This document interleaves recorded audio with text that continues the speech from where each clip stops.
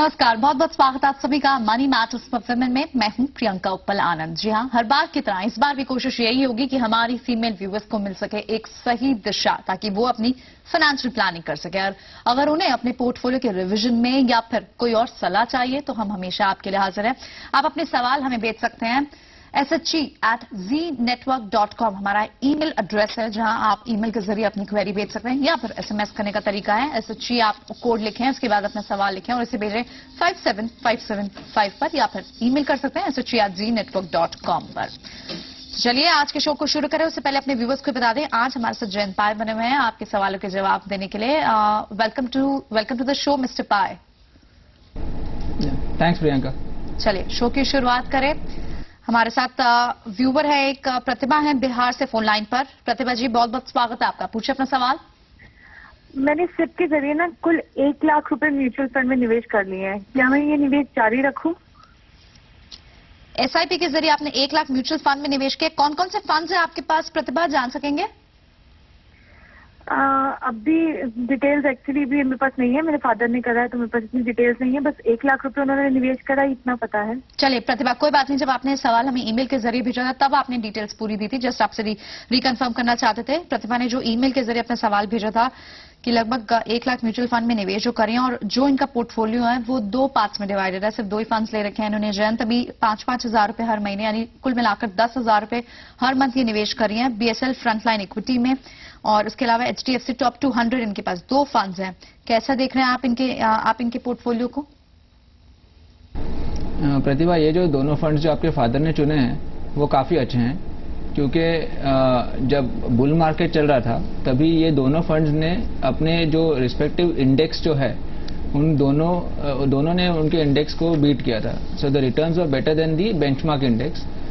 The better part is that in the bear market यही funds index से कम गिरे हैं। So on both the fronts they are doing well, और इन दोनों स्कीम्स में जो भी फंड मैनेजर है they are handling this scheme for over 5 years। तो मेरी राय में जब तक ये फंड मैनेजर्स ये स्कीम के साथ है, आपको इसमें निवेशित रहना चाहिए। So you need not make any changes to your portfolio.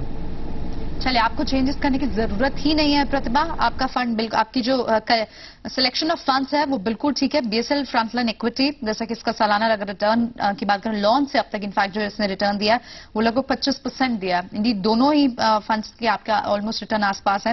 HDFC top 200 में आपका 23% का रिटर्न आपको मिल रहा है एनुअल। तो दोनों फंड्स अच्छे हैं, आपका पोर्टफोलियो बिल्कुल ठीक है। लार्ज कैप फंड्स है आपके पास, दोनों इसमें बने रहे। बढ़ेंगे आगे, हमारे साथ रागिनी शुक्ला है अहमदाबाद से फोन लाइन पर अपना सवाल पूछने के लिए। जी रागिनी जी, बहुत बहुत स्वागत है, पूछे अपना सवाल।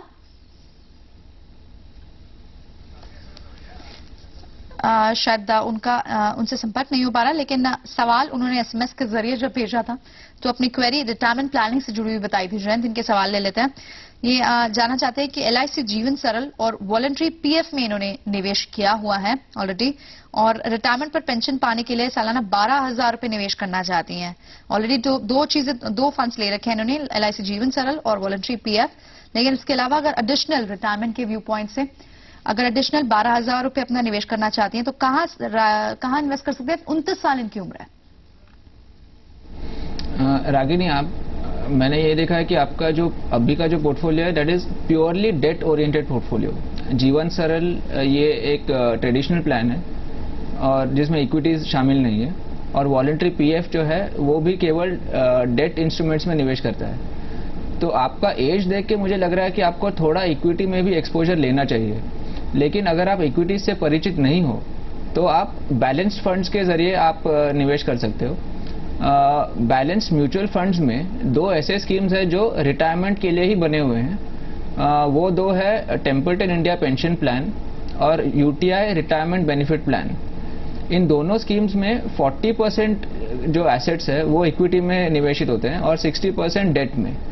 तो आप इन दोनों में या इन दोनों में से कोई एक फंड में ये 12,000 through monthly SIP of 1,000 each आप शुरू कर सकते हो, and then you see how the performance is. और इसमें एक है, क्योंकि they are encouraging long term investing usually up to the age of 58 और 60 depending on which scheme you choose. अगर आप उसके पहले अगर पैसा विड्रॉ करते हो तो इस पे काफी भारी एग्जिट लोड लगता है, for example 3 to 4%। So that is a way to discourage people from withdrawing it before the age of retirement. तो अगर आप रिटायरमेंट के लिए कोई विकल्प आप देख रहे हो तो मुझे लग रहा है कि ये दोनों बैलेंस फंड्स आपके लिए सूटेड है. चलिए, तो आपके लिए दोनों बैलेंस फंड सूटेबल है. एचडीएफसी प्रूडेंस है या फिर डीएसपी का बैलेंस फंड आता है, आप वो ले सकते हैं. एनुअल इनके रिटर्न्स की अगर बात करें तो लगभग 20% से ज्यादा एचडीएफसी प्रूडेंस का रिटर्न है. तो वहीं डीएसपी बैलेंस फंड का 15.9 यानी लगभग 16% आपको रिटर्न मिल रहा है. तो आप इनमें निवेश कर सकते हैं. और चलिए बढ़ते हैं आगे. हमारे साथ एक और कॉलर है, हमारे साथ सीमा है. सीमा शर्मा फोन लाइन पर अपना सवाल पूछने के लिए दिल्ली से. जी सीमा जी, बहुत बहुत स्वागत है आपका. पूछे अपना सवाल. जी नमस्ते मैम, मैं नमस्कार सीमा बोल रही हूँ. मेरा सवाल ये है कि 1 लाख की एफडी पर क्या टैक्स लगता है? 1 लाख की एफडी करवाना चाहती हैं ये, और ये जानना चाहती हैं जयंत कि क्या इन्हें टैक्स लगेगा. अगर टैक्स लगे तो बचत किस तरह से कर सकती हैं, कहाँ इन्वेस्ट करें जयंत की कोई टैक्स सेविंग प्लान अगर इन्हें सजेस्ट कर पाए. सीमा, आपका क्वेश्चन दो टाइप, इसका आंसर दो प्रकार का हो सकता है. अगर आप टैक्स बचाने के लिए फिक्स डिपॉजिट में निवेश कर रहे हो तो उसका आंसर अलग होगा, और अगर आप एफडी इंटरेस्ट के ऊपर टैक्स का पूछ रहे हो तो उसका आंसर अलग है. Anyway, I give you both the answers. अगर आप टैक्स बचाने के लिए एफडी में निवेशित करना चाहते हो तो there are certain fix deposits known as ETC fix deposits. वो सेक्शन 80C और income tax act, you get a benefit under that. Now these are 5-year deposits, तो और सभी बैंक से ऑफर करते हैं. Current rates are around 9 to 10% per annum for this. But while investing, you should be careful because banks दो प्रकार के 5-year deposits offer करते हैं, एक with this benefit and other one without this. तो अगर आप टैक्स सेविंग के लिए अगर निवेशित कर रहे हो तो you should check with the bank that it has the benefit. Second is, जो भी इंटरेस्ट आप ये एफडी पे कमाओगे उसके ऊपर आपको जो भी आपका इनकम टैक्स स्लैब रेट है वही रेट पे आपको टैक्स लगेगा इस पे. So there is no way of escaping that. So just one thing, if you're looking at FDs, you should first check with the bank that you are having this ATC benefit and only then invest. And second is, since it's a 5-year deposit, usually there's a compulsory locking for this. तो अगर आप बीच में अगर पैसा withdraw करना चाहते हो तो मोस्ट प्रॉब्ली आपको बैंक ये अलाउ नहीं करेगी, और अगर आप करेंगे तो जो भी आपने टैक्स बेनिफिट्स लिए हैं वो सब रिवर्स हो जाएंगे. So that also you should be careful. चलिए, तो उम्मीद है आपको आपके सवाल का जवाब मिल गया होगा. सीमा, जिस तरह से आपका सवाल पूछा, हमारे और भी व्यूवर्स, हमारी फीमेल व्यूवर्स शो से जुड़ना चाहती हैं. अगर कोई सवाल आप हमसे पूछना चाहते हैं, तरीका बेहद आसान है. या तो एसएमएस के जरिए या फिर ईमेल के जरिए आप अपना सवाल हमसे पूछ सकते हैं. SHE हमारा कोड होगा, यानी ये कीवर्ड जरूर लिखें अगर आप एसएमएस कर रहे हैं. उसके बाद अपना सवाल लिखें और उसे भेज दें 57575 पर, या फिर SHE@ZeeNetwork.com पर हमें अपना सवाल भेजें. आपका सवाल शो में जरूर लेंगे. फिलहाल वक्त एक छोटे से ब्रेक का, जल्द वापस हाजिर होते हैं.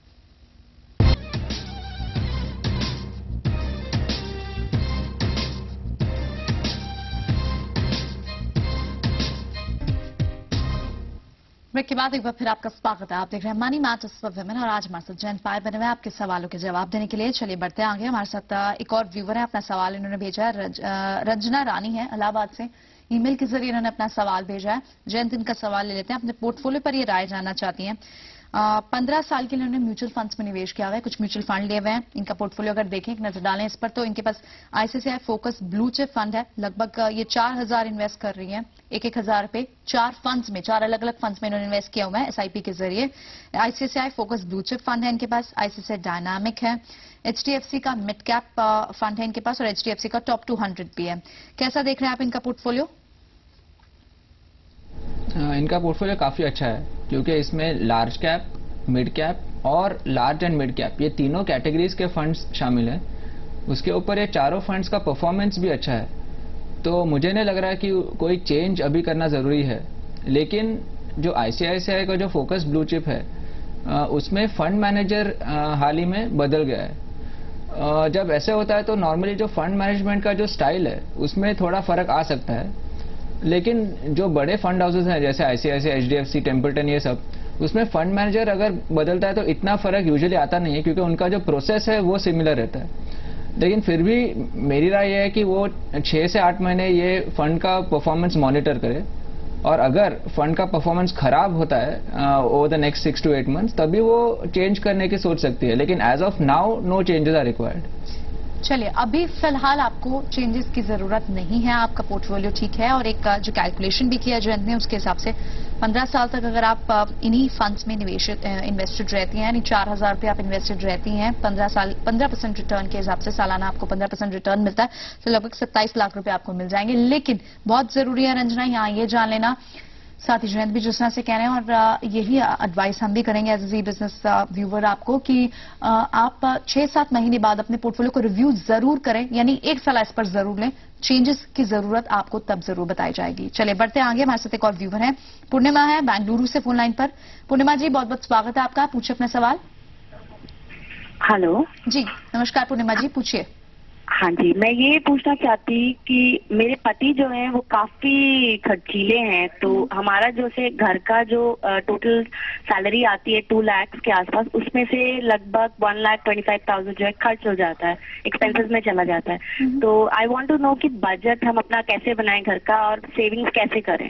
यानी आपका सवाल अगर पूर्णिमा हम ये देखें, तो आप जो 1.25 लाख रुपए खर्च हो जाते हैं उस पर जानना चाहते हैं, वो कैसे प्लानिंग की जाए, या फिर आप ये भी जानना चाहते हैं कि जो 75,000 बच जाते हैं उन्हें कहाँ इन्वेस्ट करें?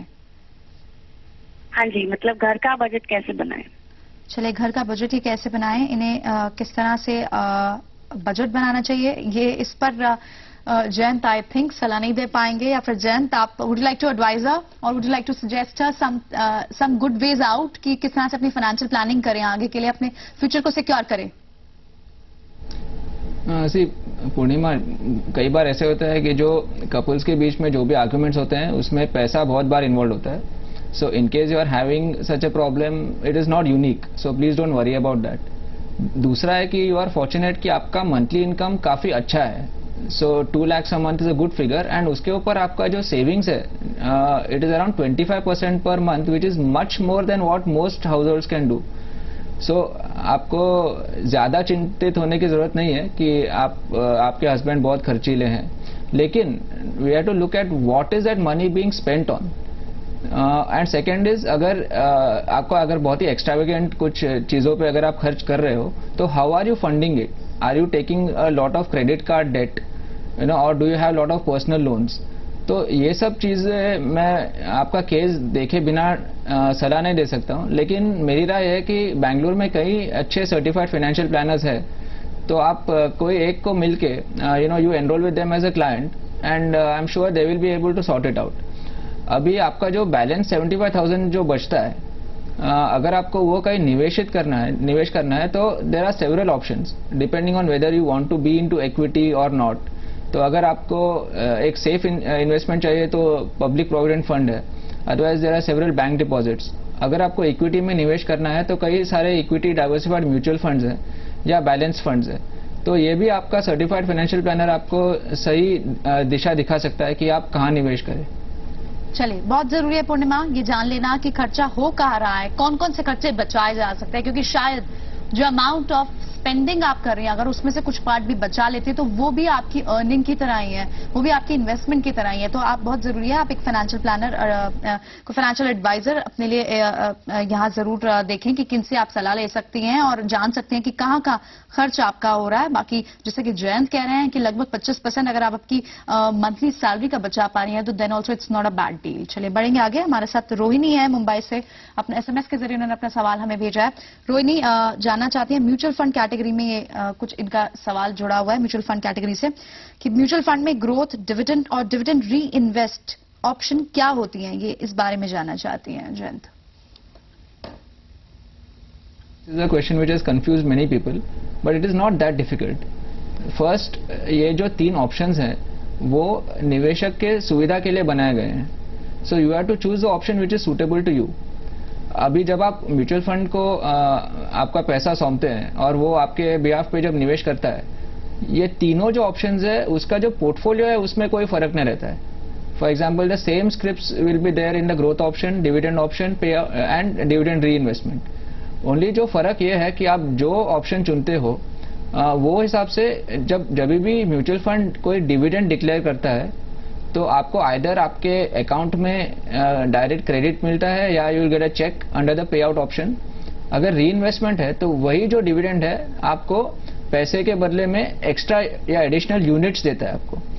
फॉर एग्जाम्पल अगर एक म्यूचुअल फंड 1000 रुपीज का डिविडेंड डिक्लेयर करता है और जो दिन वो डिक्लेयर करता है वो दिन का NAV अगर 50 रुपीज है, so instead of getting 1000 rupees credit in your account, you will be getting 20 units because 1000 divided by 50. So that is a dividend payout and dividend reinvestment option.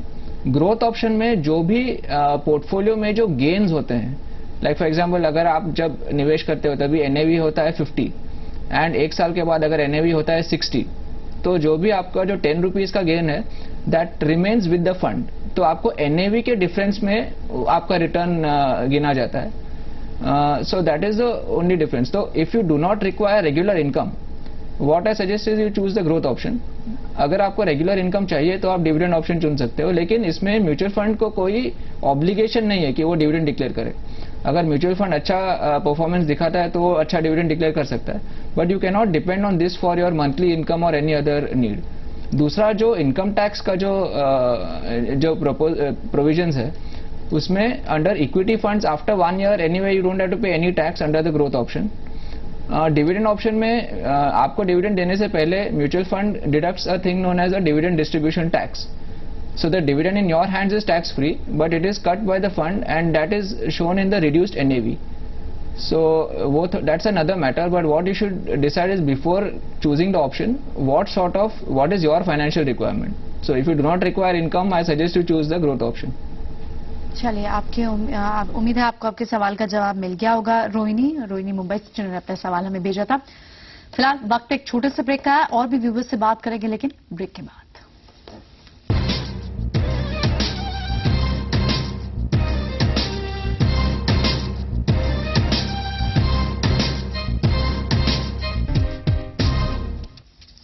Break के बाद एक बार फिर आपका स्वागत है. आप देख रहे हैं मनी मैटर्स पर. मैंने एक ऐसा शो जहां हमारी फीमेल व्यूवर्स की हम पूरी मदद करते हैं, जहां वो अपनी फाइनेंशियल प्लानिंग कर सके, यानी क्या होना चाहिए राइट इन्वेस्टमेंट ऑफ टूल्स. यहाँ हम आपको इसी शो में यही कोशिश है हमारी फीमेल व्यूवर्स को बताने की. और अपना सवाल भी आप हमें भेज सकते हैं अगर आपकी कोई क्वेरी है, कोई सवाल पूछना चाहते हैं हमारे एक्सपर्ट से. तरीका बेहद आसान है. SHG हमारा ईमेल, हमारा कैचवर्ड है यानी कीवर्ड है.